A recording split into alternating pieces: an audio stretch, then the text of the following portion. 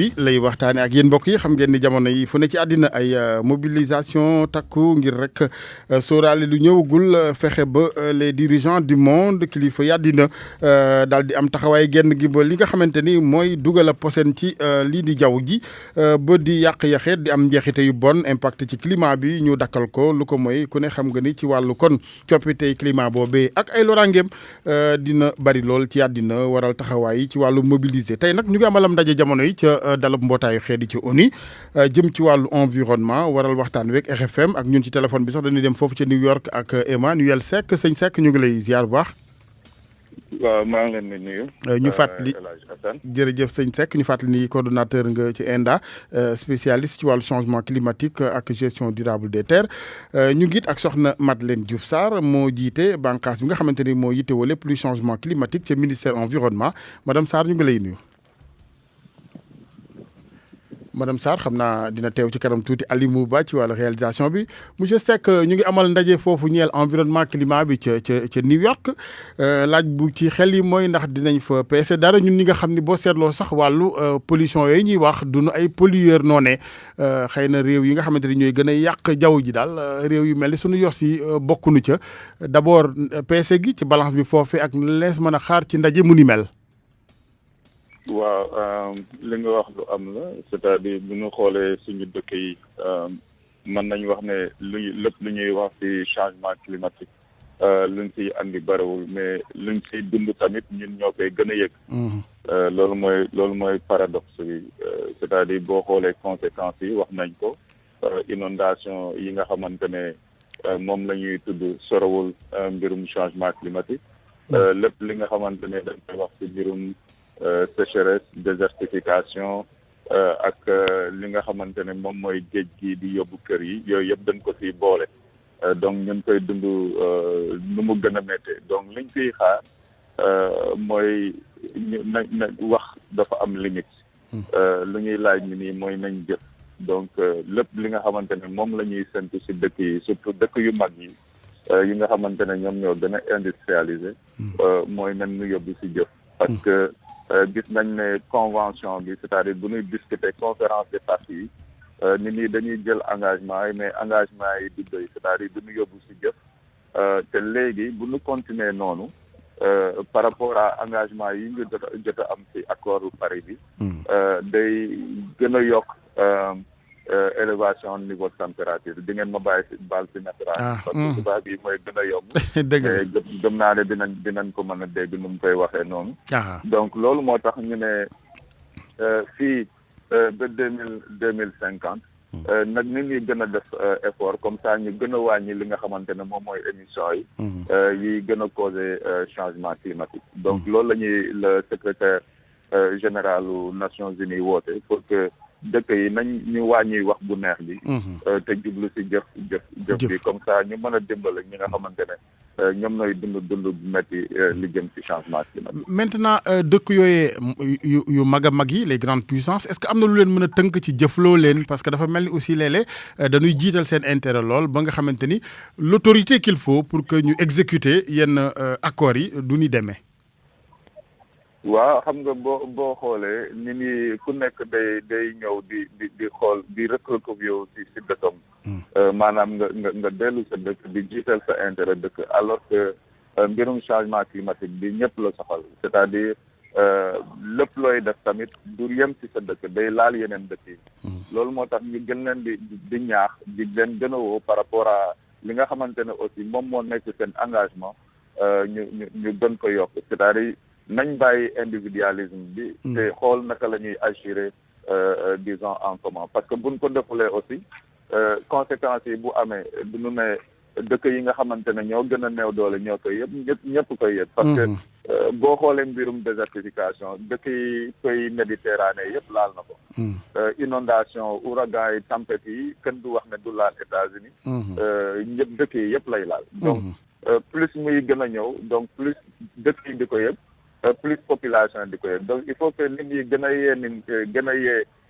citoyen parce que li manqué moom mooy ñu andi mbirum changement dégg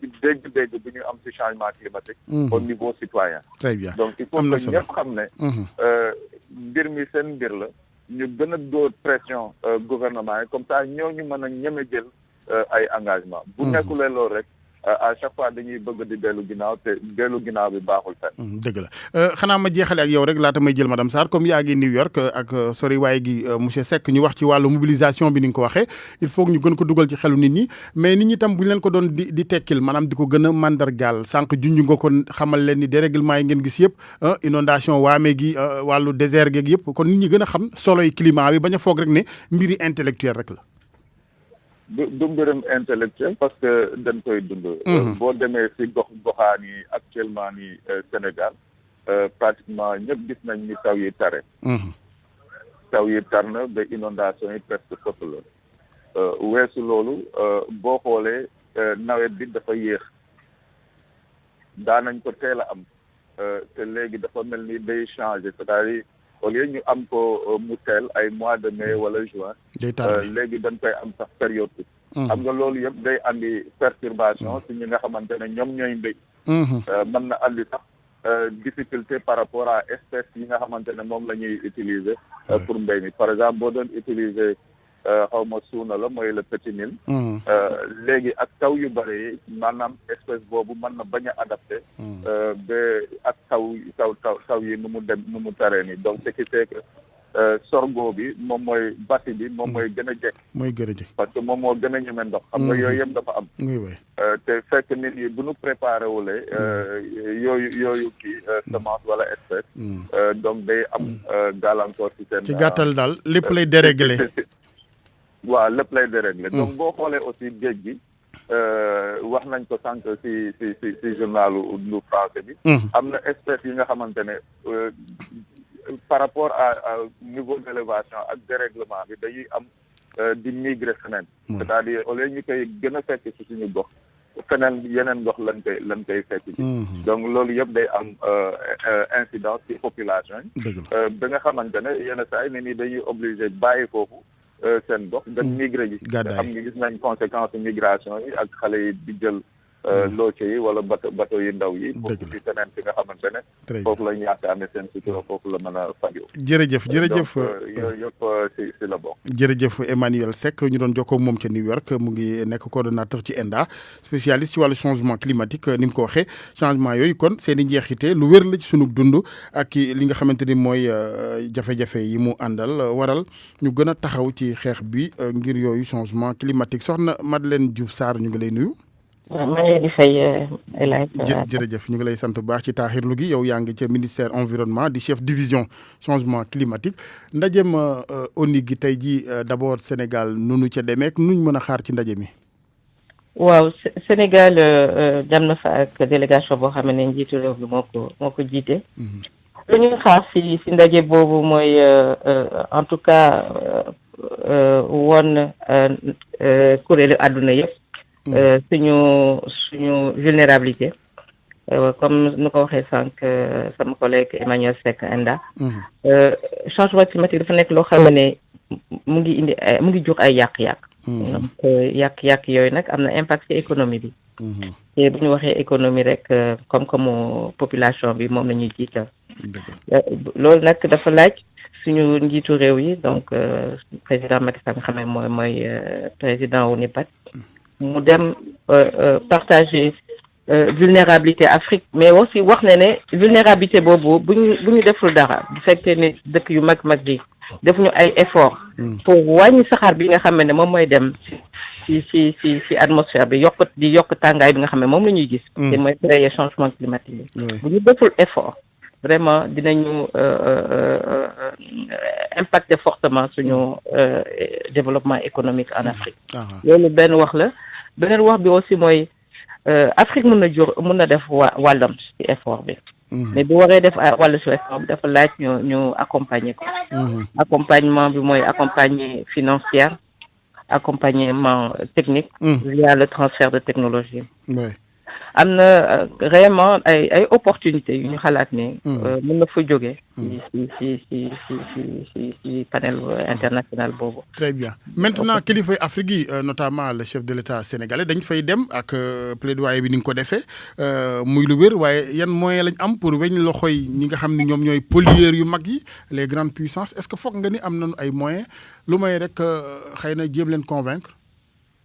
waaw am nañu ay moyens jéem leen convaincre lu leen wax la parce que le droit au développement c'est une réalité. ñun ñëpp dëkk yëpp dañu am droit am li nga xam ne